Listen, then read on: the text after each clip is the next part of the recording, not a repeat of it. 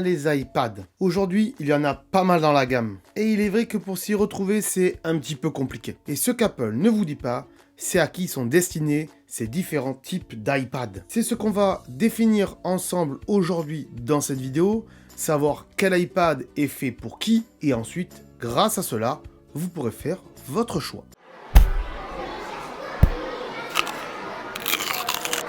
Avant de commencer, sachez que si vous n'êtes pas sûr de votre choix entre un iPad et un MacBook, eh bien, c'est pas dans cette vidéo que je vais y répondre, mais plutôt dans une vidéo dédiée que j'ai fait spécialement pour vous. Je vous mets bien sûr le lien de cette vidéo en description et aussi en suggestion à la fin. Cela dit, vous pourrez quand même rester sur cette vidéo de manière à peut-être faire votre choix si vous êtes quasiment sûr que un iPad c'est fait pour vous. D'ailleurs, je vais en parler à la fin de la vidéo, mais je vous ai fait un petit questionnaire qui vous permettra de savoir quel iPad est le plus adapté pour vous. En plus, ce questionnaire, il est mis à jour chaque année ou dès que de nouveaux iPads sortent et que d'autres s'en vont, ne sont plus en vente. Donc je vous mets le lien de ce questionnaire en description. Je vous préviens aussi qu'on ne va pas parler des prix dans cette vidéo, puisque à chaque sortie de nouveaux iPads, les prix changent et ce sera donc à vous d'aller sur le site d'Apple, apple.com, et de comparer les iPads qui peuvent vous intéresser. On peut comparer différents types d'iPad, voilà, comme ceci.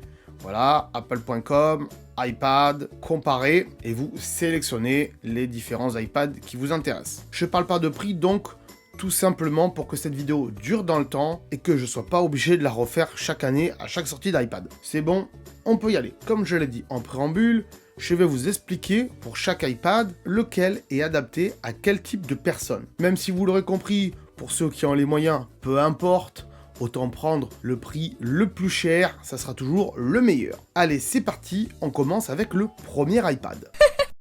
Quand je dis le premier iPad, c'est bien sûr l'iPad classique que j'entends par là. Aujourd'hui, à l'heure où j'enregistre cette vidéo, c'est l'iPad 9. Que moi je considérais un petit peu comme un iPad SE. C'est donc l'iPad le moins cher, l'entrée de gamme. Aujourd'hui, il a un bouton physique, mais peut-être que demain, il n'en aura plus avec les sorties des prochains iPads. Et en tout cas, l'iPad le moins cher, il est destiné en général aux enfants qui sont pas très grands. Tu as des parents qui veulent payer un iPad à leurs enfants pour qu'ils puissent regarder du YouTube, des dessins animés sur des plateformes comme Roku, Disney+, etc. Ou tout simplement faire des petits jeux, voilà, sur l'iPad. Il y a de très bons jeux pour enfants, et notamment des jeux éducatifs. Donc voilà, pour un enfant qui peut potentiellement le casser, n'oubliez pas de mettre une coque. Ça peut être aussi intéressant pour des personnes âgées qui n'ont pas de gros usage d'un iPad, qui n'en ont pas besoin pour dessiner avec un stylet, et ça peut totalement remplacer un ordinateur pour naviguer sur Internet, regarder ses mails, et surtout, bien sûr, encore une fois, pour regarder du replay, des films et des séries sur Netflix, Prime, Disney+, etc. On passe maintenant à l'iPad classique, mais le numéro au-dessus. Aujourd'hui, c'est l'iPad 10, à l'heure où j'enregistre cette vidéo, mais demain, ça sera certainement l'iPad 11, etc., etc. Celui-là, je dirais qu'il est plutôt destiné aux étudiants et aux personnes qui font du dessin, mais pas trop quand même. C'est-à-dire ceux qui veulent pouvoir dessiner sur une tablette. Oui, parce que celui d'avant, là, le classique dit SE, lui, on peut pas dessiner avec. Les stylos sont pas compatibles. On peut faire de la petite bureautique dessus. Il est compatible avec l'Apple Pencil USB-C. Oui, parce qu'avant, c'était un Apple Pencil Lightning. Donc faites gaffe si vous achetez un Apple Pencil d'occasion. Aujourd'hui, il y a des Apple Pencil USB-C, dit première génération, mais compatible USB-C. Et celui-là, il faudra le recharger par câble. C'est un peu compliqué, je sais, mais voilà. Bon, c'est vraiment un iPad qui est un peu plus cher que le classique, mais il est quand même compatible pour faire du dessin. Donc je dirais étudiants et surtout personnes qui veulent un petit peu dessiner sur un iPad. L'iPad mini maintenant. On aurait pu penser que cet iPad ait un prix plus petit que les deux autres que je vous ai parlé au-dessus, vu qu'il est un peu plus petit, mais c'est pas le cas puisque l'iPad mini est plutôt destiné du côté professionnel. J'entends par là les entreprises qui s'en serviront comme caisse dans des magasins, ou comme tablette pour des serveurs dans un bar ou des restaurants, ou d'outils pour gérer les stocks dans des magasins, ça peut être utile, ou aussi dans les stocks, voilà, dans des boutiques, dans des hangars, voilà, pour gérer des stocks, ça peut être pas mal. C'est pas très grand, mais ça suffit amplement. Il est compatible avec l'Apple Pencil de deuxième génération, donc on voit qu'Apple, ben voilà, il tente à mettre l'Apple Pencil deuxième génération un peu partout. Il y a encore cet iPad 10 qu'à l'Apple Pencil USB-C. La seule chose qui manquerait selon moi à cet iPad mini, au-delà du fait que vous pourrez installer des applications comme WhatsApp, pour moi, cet iPad aurait mérité une fonction téléphone comme sur un iPhone. De cette manière, ça aurait pu faire un grand iPhone pour les personnes âgées, par exemple, des personnes qui veulent pas d'un iPhone et qui ne prennent pas leur iPhone quand ils sortent, qui laissent leur iPhone à la maison.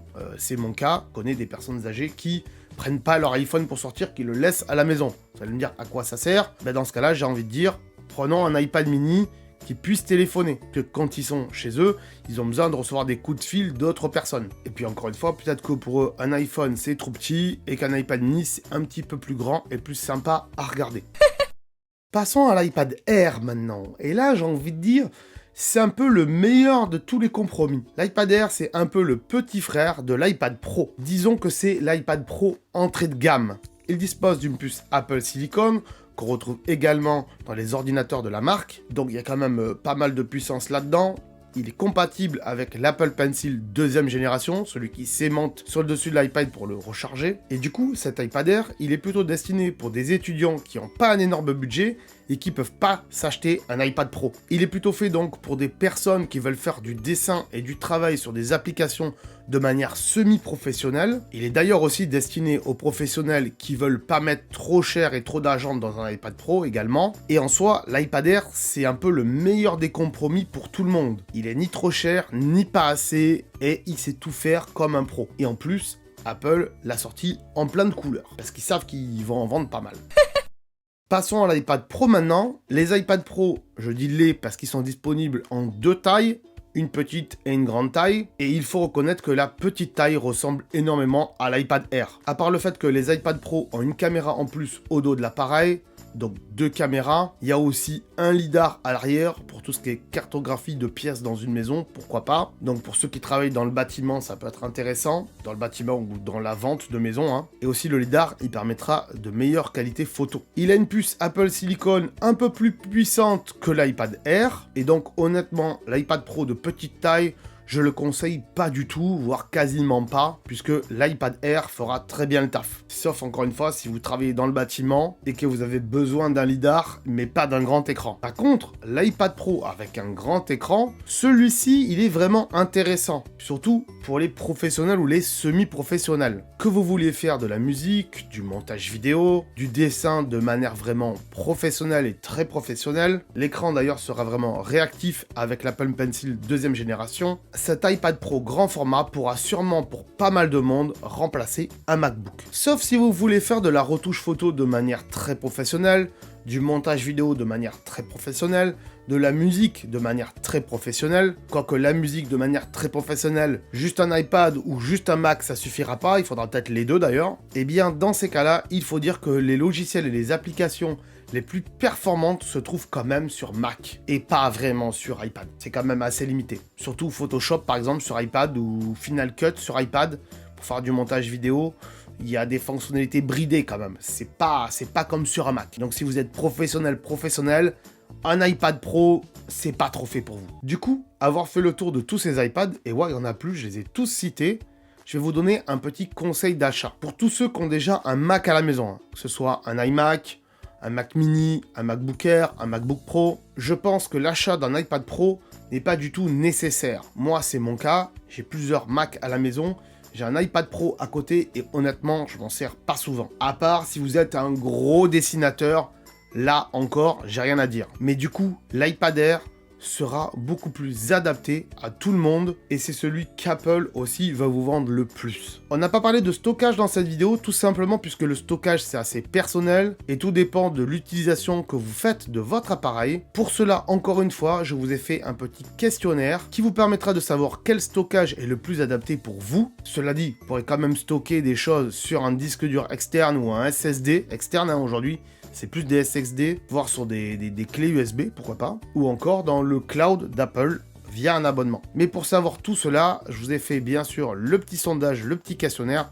le lien est en description. Avant de terminer cette vidéo, encore une fois, et malgré le fait que vous auriez regardé cette vidéo jusqu'à la fin, peut-être que vous n'êtes pas sûr de quel iPad est fait pour vous. Et dans ce cas-là, comme je l'ai dit au début, là aussi, je vous ai fait un questionnaire, un petit test, un espèce de petit quiz, appelez ça comme vous voulez, qui vous permettra de savoir quel iPad est le plus adapté pour vous. Merci à tous d'avoir regardé cette vidéo. Elle fait partie d'une série de vidéos qui vous permet de savoir quel appareil est le mieux adapté pour vous, que ce soit les différences entre un iPad et un MacBook, j'en ai parlé aujourd'hui, mais de savoir aussi quel iPhone est fait pour vous, et aujourd'hui quel iPad est fait pour vous. Peut-être plus tard quel Apple Watch est fait pour vous, pourquoi pas. Si vous avez aimé cette vidéo et qu'elle vous aura appris quelque chose, n'hésitez pas bien sûr à mettre un petit pouce bleu, ça aide bien sûr à référencer la vidéo. Si vous avez des questions, vous pouvez aussi me les marquer en commentaire, j'essaierai de vous y répondre. Mais même si j'ai un beau t-shirt Apple, je travaille pas chez eux, donc je pourrais toujours vous renvoyer vers le service consommateur d'Apple qui est là pour vous aider pour faire vos choix. Moi je vous dis à très bientôt pour de prochaines vidéos très sympathiques, donc abonnez-vous si c'est pas déjà fait, surtout que c'est gratuit, et on se dit à très bientôt. Ciao ciao. Si tu veux en savoir plus sur ce sujet, alors je te conseille de regarder les vidéos qui s'affichent ici. Et bien sûr, si c'est pas déjà fait, pense à t'abonner pour ne pas louper mes futures vidéos qui pourraient fortement t'intéresser. Pense également à aller voir ma chaîne secondaire. Il y a potentiellement des vidéos qui pourraient t'intéresser. Allez, on se dit à très bientôt. Salut!